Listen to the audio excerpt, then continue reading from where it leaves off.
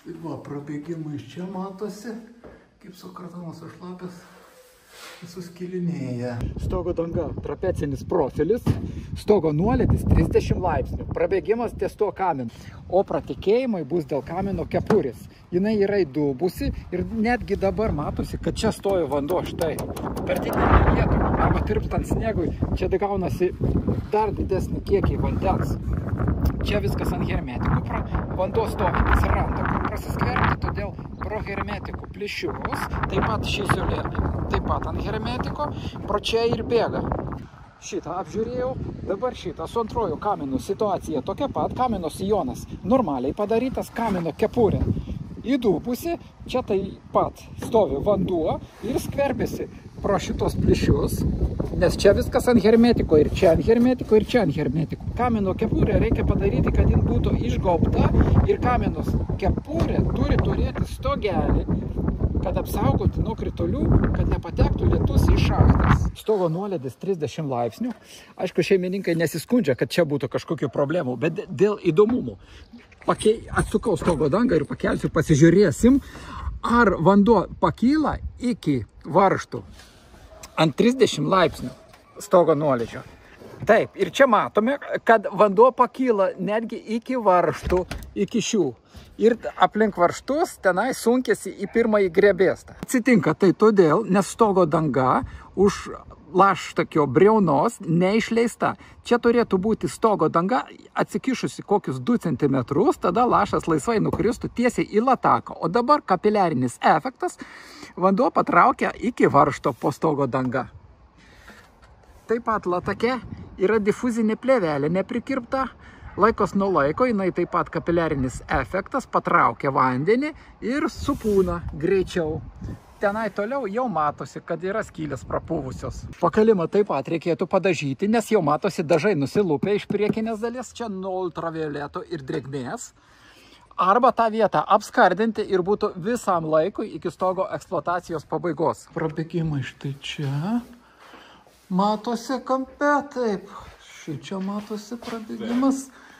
Ten ir nuo sienos nubėgimai. Va čia iš viršaus. Aha, matosi žymės, kur name žiūrėjom apdaila sugadinta. Tai pratekėjimo problema bus štai šis stogelis. Taigi ant šio stogelių pratekėjimo priežastis aiški. Mazgas stogas siena įrengtas nekokybiškai. Štai čia kokie tarpai, netgi atšokę. Štai.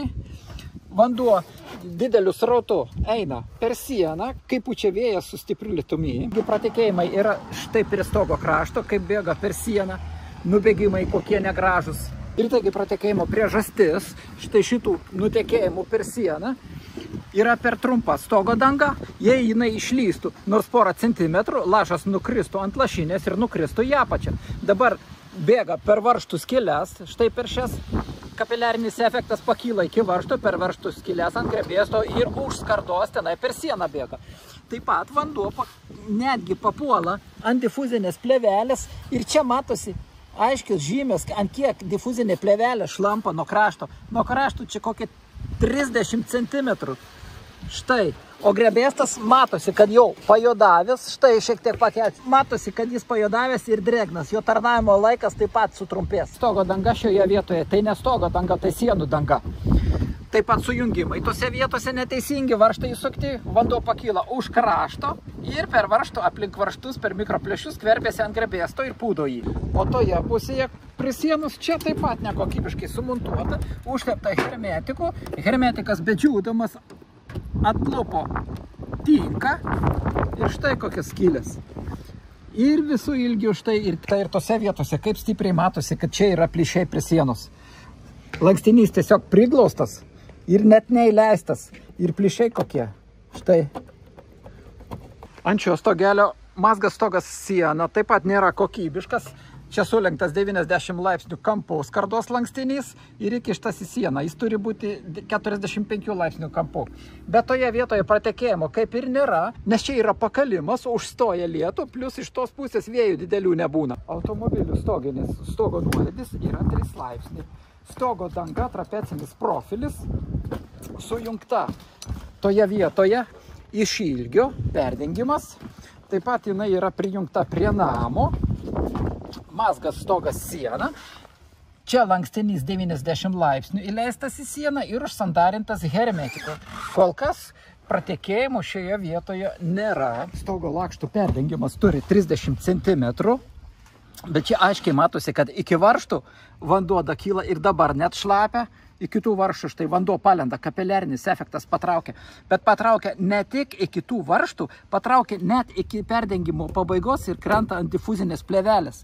Ir ta vieta nedžiūsta, nes toje vietoje nėra išilginių grebėstų, kurie formuoja oro tarpą. Tai ne namas, po stogu nėra šildomos patalpos, tai tik stoginė ir po stogu laukas, bet išilginius grebėstus technologiškai vis tiek galima buvo sumontuoti. Taigi vanduo pakyla iki varžtų, per varžtų skylės, štai per difuzinę plėvelę ir į grebėstus, pūdo grebėstus. Po apačia yra tik tai automobiliai stovi, todėl kažkokių pasiekmių nebus, apdaila nebus sugadinta, bet šito stogelio eksploatacinis laikotarpis sutrumpės. Prie latako situacija tokia pat. Štai stogo danga per mažai iškišta, jinai turėtų nors porą centimetrų už laštakio. Dabar vanduo kapiliarinis efektas patraukia po stogo danga. Vanduo įkyla iki varžto, per varžto skylės ir pūdo pirmąjį grebėstą. Taip pat vanduo pakyla netgi iki laštakio krašto, lenda po skarda ir iš tos pusės taip pat vanduo patenka. Dabar dėl kraigo aukščiausiame taške stogo danga taip pat neužlenkti kraštai. Štai matosi difuzinė plėvelė po apačia. Taigi vanduo pakliūna ant difuzinės plėvelės po danga, kadangi o po stogo nėra ventiliacinio tarpo, pūna šunta, nedžiūna. Dabar apie stoginis parapetus. Parapetai taip pat be siūlių, vieną ant kito sudėti, štai čia tarpai. Iš šios tarpus sunkėsi vanduo ir ten medinės konstrukcijos pūna. Taip pat kaip ir čia, štai kokie tarpai, ir čia, visur čia taip pat.